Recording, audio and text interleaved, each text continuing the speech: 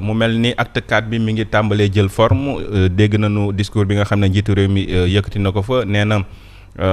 amul benn commune wala département boo xam ne dinañu ko supprimer mais également wax na ay engagement ci gën a taxawu ñi nga xam ne ñoom ñooy bokk moomeel yi acte 4 bi mel ni tàmbali naa jël forme Thierno. waaw jërëjëf naa ko Baka Yoko lu am solo la démb maa ngi koy fàttali dafa am benn principe bu décentralisation Napoléon moo ko doon wax. Si l'on gouverne de loin l'on ne peut bien administrer que de près. waaw donc moo tax loolu esprit wu décentralisation ah. te boo xoolee réew mu mel ni Sénégal dafa am benn macrocéphalie bu ngand autour de Dakar xam nga xam ne dafa regrouper presque 40% activités yi. fii moom dafa mel ni daal boo génnee Dakar rek dëkk ji des yëpp daanaka dafa wow. loolu te pourtant tubaab bi nga xam ne sax nekkoon na fi avant indépendance. boo xoolee xam nga da nga doon xool région naturelle yi nekk Sénégal parce que région naturelle bu nekk da nga am sa spécificité. benn loo xam ne mooy sa mandarga ci développement. voilà donc tubaab bi noonu la découpé woon territoire bi mais après xam nga ñun nag malheureusement lu bëri bu tàbbee ci suñu loxo rek après mu échec ah. donc looloo tax nag am na ay série de décentralisation mais malheureusement xam nga souvent politique daf koy lal. dafay mel ni 1996 nga gis Dakar dañ ko dagatee 45 communes d'arrondissement mu tombé 45 pàcc yi nga xam ne am na ci parti socialiste ci Dakar nga gis coïncidence boobu yàgg nañ ko fi rappelé du ñëwaat ci histoire boobu ah. léegi nag pour une fois je crois que war nañu am élan bu bees souffle nouveau. souffle nouveau moo tax lu ñuy saluer la donc initiative bi mais nag xam nga monaat moo xam la ca dégg ba mooy nuur ba ca ban ba dama leen déglu ñoom ñu wax ba pare. il insiste ci monde rural il insiste ci communalisation et pourtant loolu mooy surtout vision bu passé bi ma am benn borom xam-xam boo xam ne dañ ci daan waxtaan démb ma bind ci tam benn contribution Mamadou Djigo jiite woon agence nationale aménagement du territoire parce que man ni ma ko xamee dama daan déglu ay contribution am gis pertinence am ma dem ba xamante ak moom ñuy waxtaan démb nag solos li muy wax mooy xam nga boo xoolee suñu réew yi nii bu njëkk Kaolack boo jëlee Kaolack mais pôle bu développé la woon am activité économique bu mag a mag mais tey Kaolack Banjul nangu na loolu pourquoi parce que dañoo fexe ba Kaolack après mu nërmeelu ci côté économie ak yooyu donc li mu bëgg a wax mooy c'est vrai de réflexion rurale mais rural yi dafa am dëkk yu mag yi ñuy wër mu tuddee ko métropole d'équilibre métropole régionale yi léegi moom vision bi ñu am mooy métropole yooyu nag la ñu war a renforcer parce que après moom mooy irriguer monde rural bi tam di ko irriguer donc il faut réfléchir autour de ces métropoles d'équilibre là ma saa dégg élection législative 2017 mbab kii bi l'actuel ministre de l'éducation nationale Guirassy di ko wax comme boo jëlee tey Kédougou su ma juumul sax pour je vais être fidèle à ses propos est-ce que xalaatul woon sax ñu dem ba def ko benn capitale économique Sénégal naka ngay comprendre Kédougou nu mu amee ci alal ci Sénégal bokk ci dëkk yu gën a pauvre ci Sénégal xam nga loolu du xalaat loolu taxal ma dama defee ne léegi vision dafay évoluer nag parce que comme ni ma la ko waxee régime bu ñëw rek andi sa acte de la décentralisation. mais dañoo war a assurer interface yi li ñee liggéeyal ba pare te nga xam ne du ci wàllu politique mais ci développement la jëlal loolu nga commencé foofu noonu donc vision bi dépassé na donc pôle territoire yi ñuy wax. donc dafa egg ci schéma ni ñuy gën a renforcer affaire urbain bi côté urbain bi maanaam métropole yooyu ma lay wax noonu loolu moo esprit boobu moo taxoon sax ñu dem ba créer ay université ci région yi léegi daal université Sine Saloum parce que jàppal tur bi bu baax a baax. duñ la wax Kaolack mais Sine Saloum c'est parce que région naturelle la. comme ni ngay amee Ferlo nekk région naturelle. parce que li ñu gën a xalaat mooy nit ñi bu ñëwee bac bu ñu amee bac ba pare ñëw Dakar jàng si parce que boobu fii rek daanaka moo fi am université après fii la ñuy sanc moo tax loolu sax ñu décentraliser ko tey damay xalaat dëkk bu mel ni Kédougou am benn université bu mag ci wàllum mine affaire agriculture ak élevage boori Ferlo bi war nañ ko mën a am et cetera donc. je crois que ci loolu la ñuy war a gën a xalaat dëkk bi am ay métropole yu gën a mag a mag bu ko defee mu ànd ak industrialisation bu baax bu ko defee bu industrialisation bi doxee même secteur tertiaire bi dina mën a dox parce que dina am ay activités autour bon gis naa tam ñu aborder côté foncier bi loolu mooy mal bi ci gën a mag parce que dafa mel ni tey nekk maire Sénégal sànniwuma xeer maire yi mais dafa mel ni ñi ci ëpp il se transforme souvent en courtier vision bi ñuy am da nga naan maire bi lan la réaliser fii lu dul boo leen déggee suuf surtout mooy problème mu foncier affaire suuf ak yooyu. loolu il faut ñu régler ko une bonne fois pour toutes. bon xam naa temps bi moo fi dul xaj mais après on va y revenir. alors Simon Pierre Faye démb gis nañu njiitu réew mi ak maire yi est-ce que tamit président bi politiqueul également parce que gisoon nañu beneen camp yoo waa Pastef ne jarul muy taseeg maire yeeg yooyu c'est vrai que ne ñu ngi jëm ci acte 4 dafa war a taseeg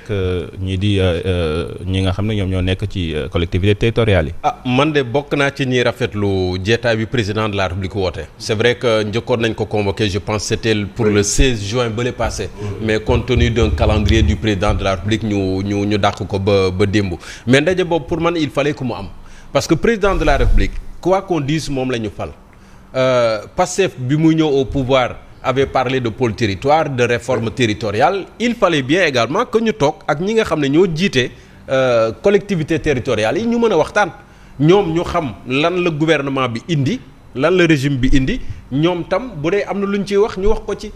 Et bon, c'est tout heureux, on attend à l'application, à la mise en œuvre, qu'est-ce que ça va donner. Mais on attend à l'application, ñu mën a réussir loo xam ne bopp yi amuñu ci résultat. Décentralisation nan ko boo xoolee Sénégal. atum 1972 lañ ko commencé expérimenter au Sénégal. Et il y a des disons des collectivités bu dee mën naa ko tuddee noonu pilote.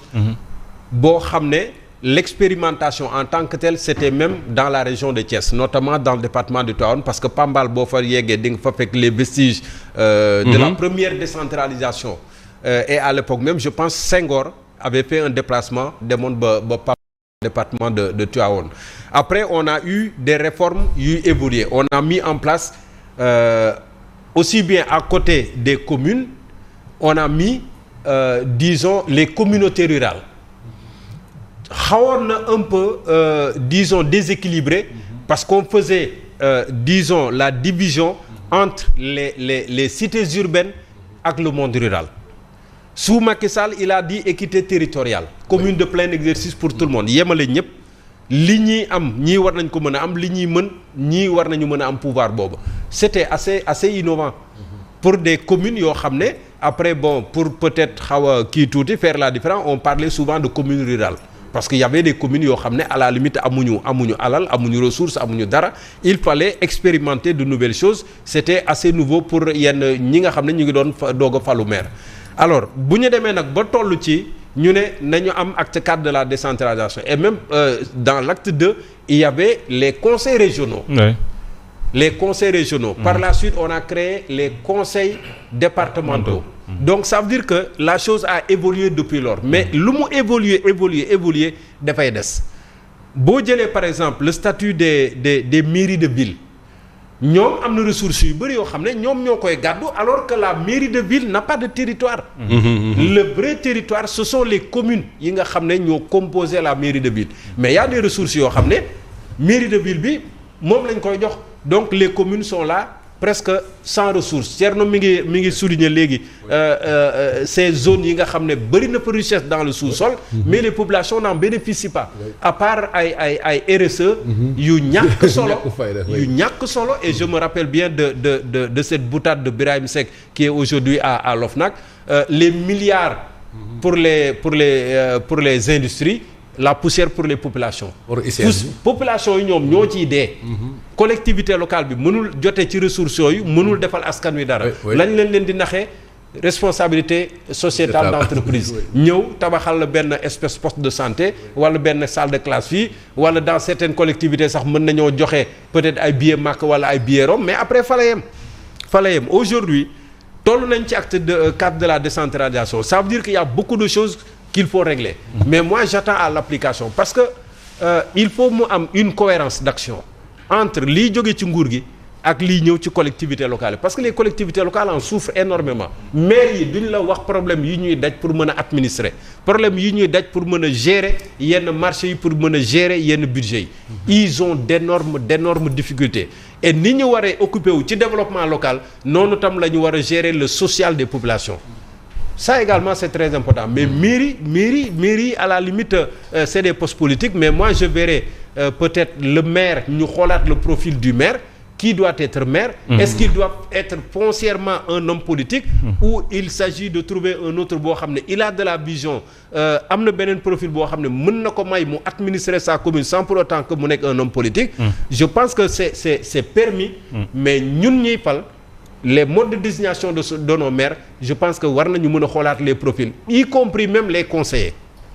Parce que tant que c'est politique. Thierno am na yu bëri yoo xam ne politique rek a koy gérer. coowal politique ba mandat ba jeex après finalement doo réaliser dara. looloo nar a dal maire yu bëri parce que élection locale yi di ñëw ñu bëri dinañ sauter ça j'en suis sûr. alors Alioune Badara Diouf mu ngi participer xam nga. ci domaine am lañu ci domaine am lañu nekk nee na rencontre bi nga xam ne